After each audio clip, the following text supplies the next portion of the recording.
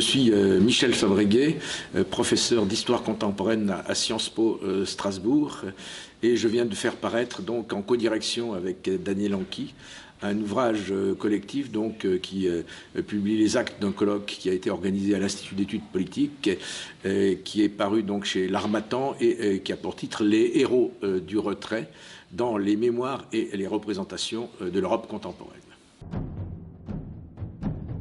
Alors les trois mots, je dirais tout d'abord héros du retrait, mémoire et pluridisciplinarité.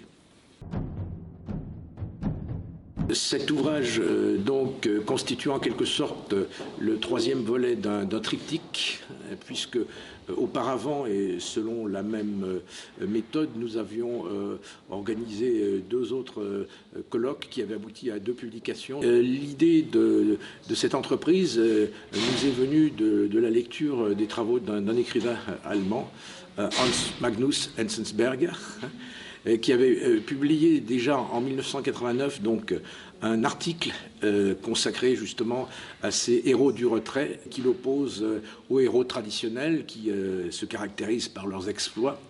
Et ces héros du retrait ont au contraire une forme d'ambivalence morale et d'autre part dans leur action politique aussi, ils sont confrontés à l'incertitude voire même à l'échec.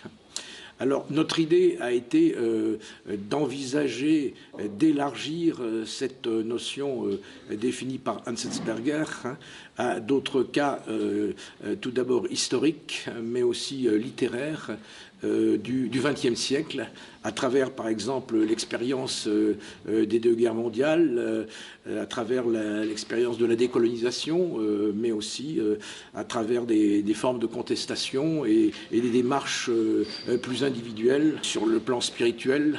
Le premier axe de cet ouvrage se réfère aux héros ou anti-héros de la Première Guerre mondiale et de la Deuxième Guerre mondiale. Le deuxième axe traite donc plus en rapport avec les thèmes déjà abordés par Enzensberger, des héros du retrait dans le contexte de la sortie des dictatures totales du XXe siècle.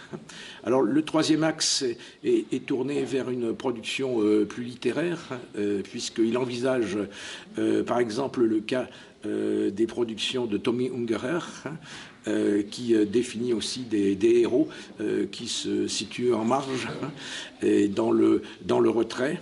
Et il y a aussi une communication sur les héros de Leclésio en littérature. Et enfin, le quatrième axe de notre ouvrage revient sur l'histoire, mais en abordant des personnages historiques à la manière de héros de fiction. Et on voit que parfois la réalité va même au-delà de ce que peut envisager la production littéraire et artistique. Notre entreprise est aux confins de l'histoire, de la littérature, mais on compte aussi parmi les contributeurs un sociologue et une linguiste. Alors, nous avons attaché une grande importance à la pratique de la pluridisciplinarité qui doit respecter certaines règles.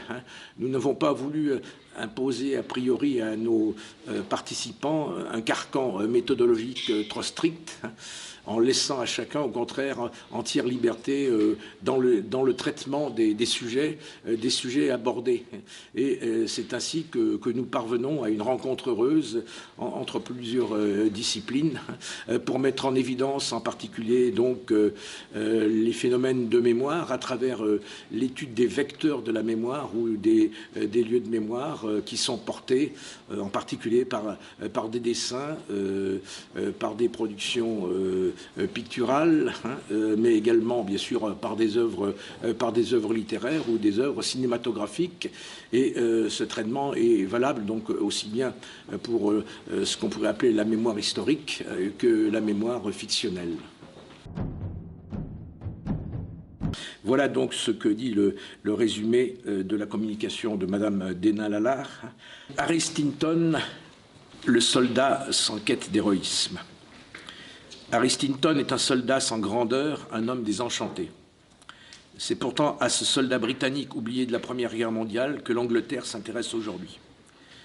Ses dessins, aquarelles et représentations comme soldats du front occidental entre armentières et lances, rompent l'ordre établi sans qu'Aristington ait choisi de vraiment transgresser. Il ne révolutionne rien, à l'instar des fauvistes, cubistes et futuristes qui innovent, inventent et proposent une réalité augmentée au-delà des apparences. Son élan créatif, s'il n'a pas de maître, n'a pas non plus d'héritier. Aristington, par ailleurs de son vivant, ne fit ni salon, ni exposition, ni débat artistique. Ses aquarelles sont restées dans une boîte à chaussures, et ce n'est qu'à son décès, 50 ans après la Grande Guerre, que sa sœur trouva ces représentations à la fois morbides et hallucinées, qui, aujourd'hui, sont considérées comme une sorte d'art si spécial qu'il ne relève d'aucun courant. Son œuvre montre des combats avec une substance faite d'effacement et surtout de réalisme.